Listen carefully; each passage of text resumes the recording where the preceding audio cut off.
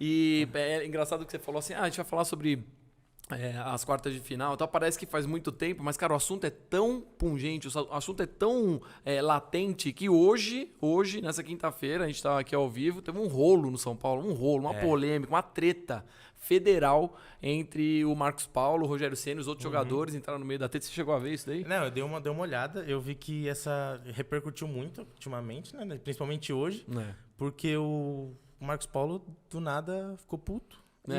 E é engraçado porque, assim, pra quem não sabe, eu vou dar uma contextualizada aqui.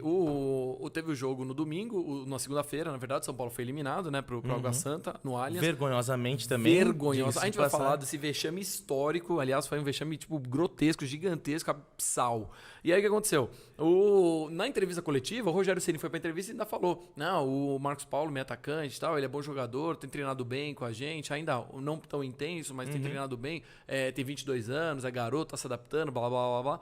Beleza, falou tudo isso, até numa boa. No dia seguinte, o Marcos Paulo vai lá e posta... no dia seguinte não, na quarta-feira, ele foi lá e postou ontem, né? Sobre uma música, não sei se chegou a ver. Ele postou a música e aí do MC Kevin, e aí ele colocou e o Rogério Ceni ficou bravo. Aí ele colocou aquela música lá que fala...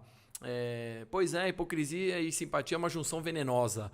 Aí o Rogério Ceni foi pro treino hoje, que era a representação, os caras foram eliminados e tal, e aí reuniu os jogadores, meteu o dedo na cara dele, meteu o dedo na cara do Marcos Paulo e começou a falar, você tá louco, sei lá. Quis tirar satisfação, no meio de todo mundo, constrangeu todo mundo, a atitude dele foi meio, deu uma crescida, né, em cima do menino, e aí os jogadores ficaram putos da vida com a atitude do Rogério e se uniram ao Marcos Paulo, e já houve uma reclamação na diretoria do São Paulo com relação ao Rogério Ceni e as atitudes dele. Então, cara, a gente nem sabe... o programa tá agora, ó, 7 e 8. 7 e 8 da noite. A gente não sabe. Eu fiquei... o Rogério fica no cargo ou não. Eu ouvi o Sgarbi do Jogo Aberto falando que já teve reunião ontem sobre essa treta e vai ter hoje de novo. Porque eles estão meio que se colocando contra a parede, se é o Marcos Paulo ou se é o Rogério Ceni... Tipo, que pro São Paulo sacar um dos dois... Quem vai ficar, né? Cara, é surreal, né? Você para pensar que, assim, a diretoria tá pensando em demitir um técnico que é ídolo de São Paulo. Sim. Só que já parece que tá fazendo hora extra já, né? Então, é aquilo. A história do Rogério Ceni no São Paulo como jogador é sensacional. Sim.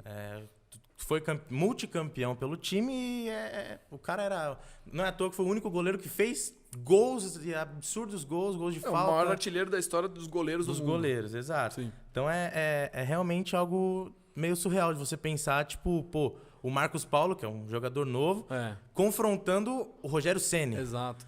Porém, também como treinador, tipo, ele foi bem no Fortaleza, porque conseguiu ganhar lá o título do Nordeste, Copa do Nordeste. E tal. Conseguiu fazer boa campanha no Brasileiro, se não me engano, também. Foi. Só que foi pro Flamengo, ficou meio... mas foi campeão do Flamengo, né? Foi campeão, mas é que ele pegou um time já quase campeão, né? E assim, foi campeão também naquele jogo contra o Palmeiras, na Supercopa, que era um jogo que foi pros pênaltis e tal. Também, assim, era loteria, entre aspas, podia ganhar qualquer um. Sim. E no Cruzeiro foi surreal, porque ele entrou no Cruzeiro, cara, ele tretou com todo mundo, debrou com o Fábio, que era goleiro também. O Fábio deu declaração depois dizendo que ele não sustentava o grupo, que ele crescia pra cima de jogadores. Eu acho que o Rogério, ele ainda tá numa fase dessa transição de jogador e um jogador muito ídolo, como ele foi, para virar técnico, que ele tem que, entre aspas, calçar a sandália da humildade, como diria o Pânico. Tem que dar uma baixada. Ele tem que pensar que ele é técnico. E quem é a estrela do time? As estrelas são jogadores.